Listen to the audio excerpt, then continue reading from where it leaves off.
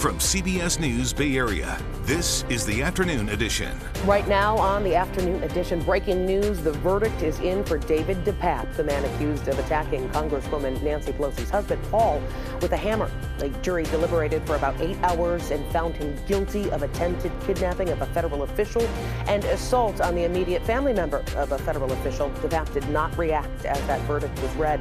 He is facing up to 50 years in prison. Spokesperson for the Pelosi family says they're very proud of their pop, who demonstrated extraordinary composure and courage on the night of the attack a year ago and in the courtroom this week. Thankfully, Mr. Pelosi continues to make progress in his recovery. And we are following more breaking news. Traffic slowly moving on the Bay Bridge after protesters shut it down, bringing the morning commute to a halt. It is a busy day around here. Good afternoon. I'm Ann Makovic in for Ryan Yamamoto. And the CHP has arrested 50 people so far in that protest and towed 15 cars. Let's get over to Sean Chitness live at the Bay Bridge Toll Plaza. Sean, we're hearing some of those lanes just reopened. That's right, Ann. We were here able to watch it just a few minutes ago. Take a look now. You can see a few cars able to make it through as they work their way here on the westbound lanes towards San Francisco. Likely not a lot of people in line and in position to come this way, because we were told this may take quite some time to reopen. And of course, so many people glad to see that this is now an option for them to get to San Francisco. But really, just to emphasize how serious this was, we are learning from UCSF that there were multiple patients, staff, as well as organ transplants that were delayed because of this closure. They were essentially stuck on that bridge. One more reason why everyone wanted to see these lanes reopen, and now they are. So take a look at what the scene was like earlier. As you mentioned, at least 50 people have been arrested, and this was quite the scene as it had taken over the bridge right around rush hour. We were able to see it ourselves at 8 a.m. as we were crossing over to get over here. We also know that at least 15 cars were towed, and CHP got word of the protest and responded to the scene just before 8 a.m. So this altogether taking about 4 hours for them to clear, and the situation really at the center of that stretch of the bridge between Treasure Island and Oakland. Now again, we are glad to see this is opening up. CHP explaining that they were really frustrated that protesters chose to use this method to draw attention to their cause. You can protest. You have your First Amendment rights. Don't do it here on the bridge. Don't impact people's lives in emergency vehicles, people needing to get to the hospitals, work and schools. They're going to go to jail, their vehicles are going to get towed, and we're going to press all the charges that we can, working with the district attorney.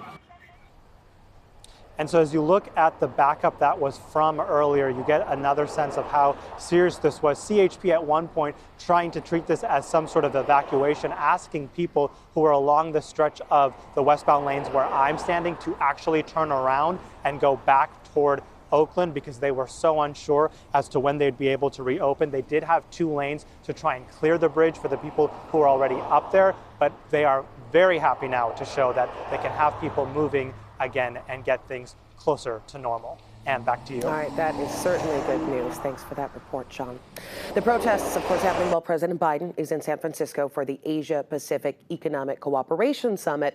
About an hour ago, the president spoke to business moguls during the APEC CEO Summit at Moscone Center. This is a city of synonymous with innovation and breaking barriers, where collaboration and coming together have always been key to unlocking our potential. A future where prosperity is shared and is inclusive, where workers are empowered and their rights are respected. Our economies are sustainable and resilient, and the bridges that connect our people open a golden gate of opportunity to create lives of hope. We have you covered with everything you need to know about APEC, from protest to how to get around all the road closures in San Francisco. We know it is evolving every minute. Just head to our website, kpix.com. The other big story we are following this afternoon, it is official. The A's have been given permission to leave Oakland. MLB owners voted to send the A's to Vegas. It is sad news for A's fans here in the Bay Area who don't want to see the team leave. But there are still some hurdles to clear before they can book that flight to Vegas. The A's releasing this statement saying in part, today marks a significant moment for our franchise, and it's met with mixed emotions, sadness for this change and excitement for our future. I know this is a hard day for our fans in Oakland. We made sincere efforts to keep our team in Oakland, but unfortunately, it did not work out. Joining us live now is Oakland's Mayor Sheng Tao. Mayor, we know you fought to keep the A's in town until the last minute. There was even a push, a few days ago. Your reaction to today's news? Huge disappointment by the outcome of this vote. But like you've just stated, we all know there's a long way to go before shovels hit the ground in Las Vegas. And there are a number of unresolved issues there as well, too. And so I'm going to continue to keep fighting. I know the fans will as well, too, to ensure that the A's branding stay here in the city of Oakland and that there's possibility for expansion opportunities. Right. I guess the question is, how much effort are you going to put into this, since it does look like pretty much a done deal?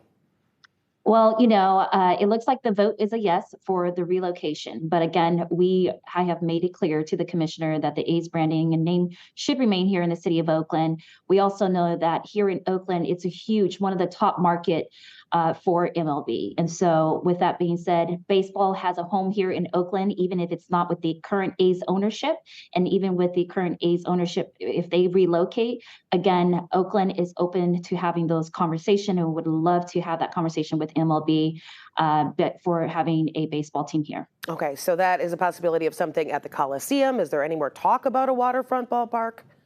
We have different options, right? We have possibilities of the Coliseum. We have the possibility of Howard Terminal. Again, the city council unanimously voted for us to actually retain a ballpark here in the city of Oakland just about last week. And so, with that being said, we were very close to shovels in the ground, and we were very optimistic that should there be an expansion team in the city of Oakland with the A's branding, that we can move forward in a very, very expeditious way.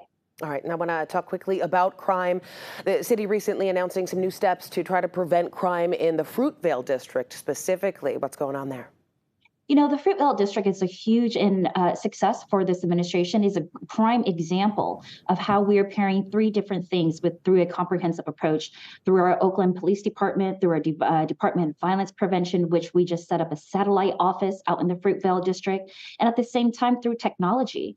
I fought for and won the 300 cameras to be placed around the city so that we can help our officers with making sure that they're responding to these calls, and not just that, but capturing suspects and bringing them to justice. At the same time, we are standing up actually a stronger OPD presence in the Fruitvale district through mechanisms such as police walking officers that I have doubled from 6 to 12, and ambassadors as well. And so we have all of this pairing, and this is the comprehensive approach that we're seeing, and we want to do this across the whole city. All right, well, still waiting to see those results when it comes to the feeling of safety in Oakland. We will keep following it. Mayor Sheng Tao, thanks for joining us this afternoon. Thank you for having me.